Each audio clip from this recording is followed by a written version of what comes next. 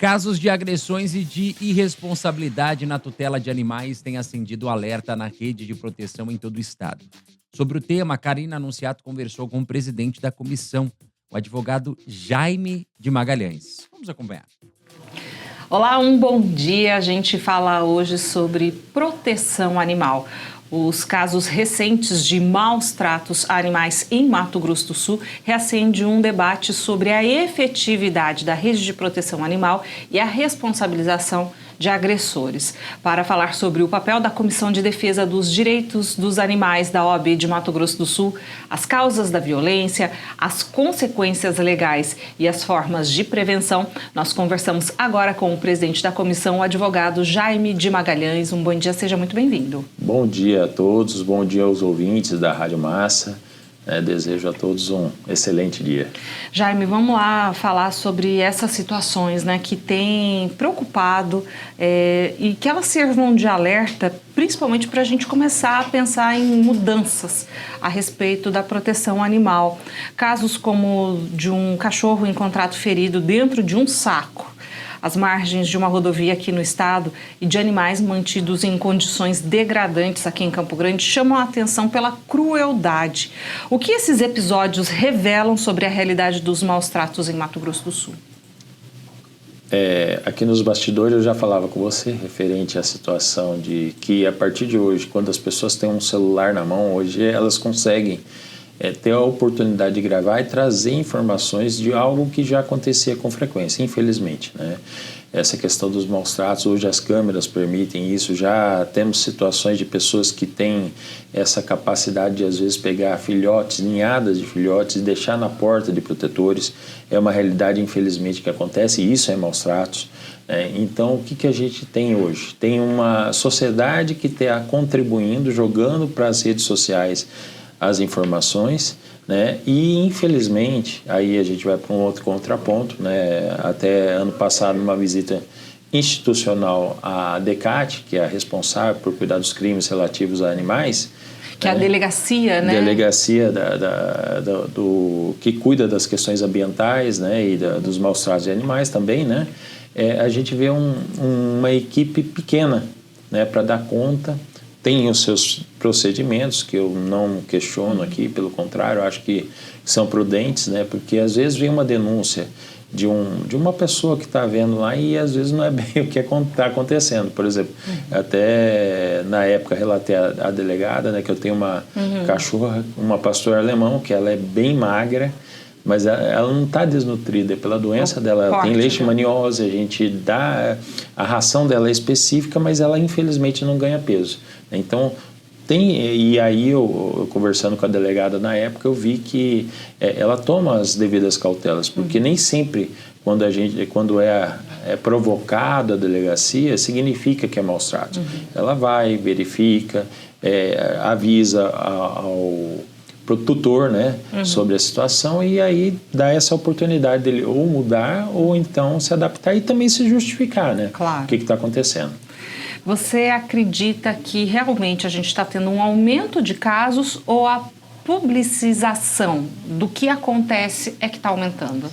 Na verdade, eu vejo que está aparecendo mais, como eu falei, por culpa dessa questão do acesso a uma câmera hoje. Antigamente as pessoas não tinham tanto acesso e não tinha aonde levar essa imagem. Hoje, com as pessoas tendo acesso e até com uma câmera de rua, essas coisas, é possível ver os crimes acontecendo e tornando mais visíveis. Então, acredito que houve uma colaboração da população em situação de apresentar a situação, mas, como eu falei, tá aparecendo mais porque hoje todo mundo tem acesso à informação, tem acesso a uma câmera e pode contribuir jogando para as redes sociais, Qual que é o papel da Comissão de Defesa dos Direitos dos Animais da OAB dentro dessa rede de proteção e como que ela atua junto ao poder público e à sociedade, por exemplo? Nós atuamos, enquanto comissão, no sentido de, principalmente, ser parceiro dos entes públicos. Na verdade, o que a gente tenta?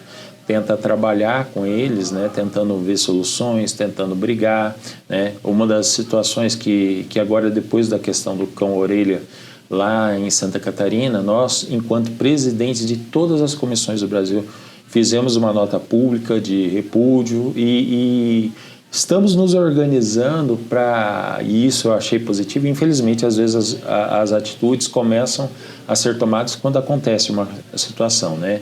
E nesse caso, os presidentes estão se organizando para que criemos propostas de legislação, de que analisemos dentro das nossas regiões as legislações, tanto estadual quanto municipal. Então, eu vejo hoje que a OAB tem esse papel, o papel cidadão de contribuir com a sociedade, principalmente contribuir com esses entes que fazem a proteção e segurança animal. Então, a gente tem essa intenção de levar, contribuir, ajudar e, dentro daquelas possibilidades, poder trazer uma solução melhor para a sociedade.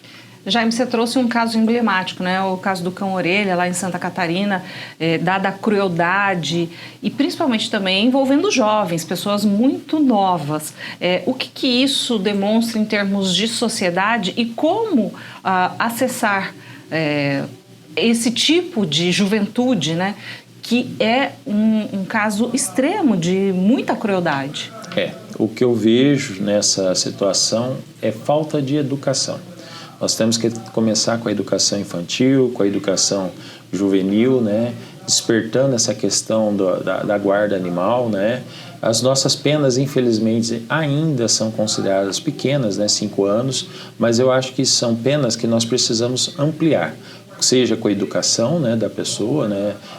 Ou colocar ela dentro de um quadro de 1 ano de curso, ou colocar ela a serviços da comunidade. Esse caso do cão-orelha, infelizmente, pelo que a gente tem conversado entre os nossos colegas presidentes das comissões, se revela uma situação assim, também por culpa da internet. Parece-me, né, a gente não pode afirmar, mas parece-me que existe uma disputa, aqueles sites Discord, né, que cria nos jovens uma obrigação ou um desafio para que faça a coisa, e eles, para cumprir uma meta ou para satisfazer uma sociedade, um grupo que está ali na internet, faz aquela atitude. Então, o que precisa? Eu vejo educação necessária, vejo as penas, talvez não tanto quanto ao tempo, né? 5 anos, se a gente for comparar com outras penas, até é uma pena considerável. Pode ser pequena? Pode, mas o principal é a educação. Eu vejo que nós temos que educar essas pessoas e, principalmente, as penalidades têm que ser maiores na multa, porque infelizmente tem pessoas que só aprendem com multa, a hora que aperta no bolso dele, a hora que ele tem que tirar dinheiro do bolso. Então, e isso sendo revertido para entidades que apoiam e protegem o animal. Em muitos casos, né, trazendo um pouquinho desse exemplo, infelizmente, que ocorreu aqui em Mato Grosso do Sul, de um animal que foi abandonado em uma rodovia, né, espancado, inclusive, né, foram informações do próprio boletim de ocorrência a respeito desse caso. A investigação ela é dificultada pela falta de câmeras ou de testemunhas. Como avançar na responsabilização de agressores diante dessas limitações? É uma situação que a gente enfrenta, né, como eu falei, e até acrescenta essa conversa que eu tive ano passado com a delegada da DECAT, né? Eu reconheço que a DECAT hoje tem um número limitado de pessoas para poder dar suporte, né? E até para investigação a gente sabe que existem muitas denúncias e eu hoje entendo que eles não dão conta, sendo realista, né? E quando não tem câmera, eu acho que principalmente tem que trabalhar isso. Como eu falei, tem que trabalhar com políticas públicas, especialmente aquelas políticas que trabalham a castração, né, estimulando a redução de animais, né, porque ontem, até quando eu estive presente numa feira de adoção, o que a gente observou? As pessoas às vezes querem levar um animal para procriar. E aí eu até com a pessoa que apareceu lá, eu questionei ele, falei, tá, e quando tiver os filhotes, como que você vai destinar? Você vai assumir? E isso é o que acaba acontecendo. Criam-se filhotes, as pessoas não têm como cuidar e abandonam nas ruas, na porta de protetores. É isso que acontece, infelizmente. Você acredita que, então, antes de qualquer determinação judicial que seja, o que precisa mudar é uma consciência, isso? Sim, total. Consciência, de fazer uma política pública de castrações, de incentivo à castração, de orientação, né? Porque as pessoas às vezes têm mitos que elas levantam e têm como verdade, né? Então, trazer à população essa informação da importância da castração é um caminho para que a gente diminua a quantidade de cães, principalmente aqueles que são abandonados, né? E possa, né, dar uma solução, tentar diminuir essa situação. Porque, infelizmente, quando você vê um animal abandonado na rodovia, sem proteção, é porque eu entendo que esse indivíduo não tinha aonde deixar o seu animal e preferiu descartar ou matar como se fosse uma coisa qualquer. E hoje os animais, a gente sabe, têm sido acolhidos como se fosse do lar, né? Como se fosse um ente familiar mesmo. É uma situação antagônica, né? Porque algumas famílias têm o animal como um membro da família, enquanto que outros têm um tipo de relação quase que como desprezo, né? O que isso revela em termos de sociedade? Revela uma sociedade com problemas, né? Eu vejo uma sociedade que precisa repensar algumas coisas, precisa, como eu falei, buscar a educação. Eu acho que pela educação, principalmente com os jovens, com as crianças, que elas às vezes dão um norte para o pai e para a mãe.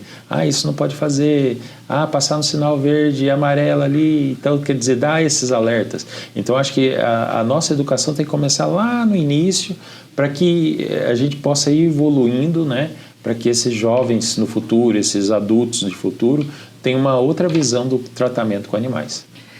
Quem precisar acionar de alguma forma a comissão, tem alguma possibilidade? Como que é isso? Sim, as pessoas podem entrar em contato diretamente com a OAB. Em casos mais sérios, a gente solicita que sejam encaminhados ofícios, né? A OAB, enquanto comissão, ela não age sem um respaldo da nossa presidência, o Dr. Bito, né? Então, às vezes, até aderir a algumas situações, nós entramos, mas tem que ter um respaldo, porque tem que ver se é competência da comissão e se é competência da própria OAB, né, atuar em determinados casos, né? Lógico que a gente sempre conversa com os colegas, os pares que nós temos lá na OAB, procurando sempre a melhor situação, mas nem tudo a gente pode resolver. Tem certas coisas que estão nas mãos dos delegados, né, e de outras pessoas ou dos próprios entes públicos. A gente pode servir de apoio, suporte para essas pessoas.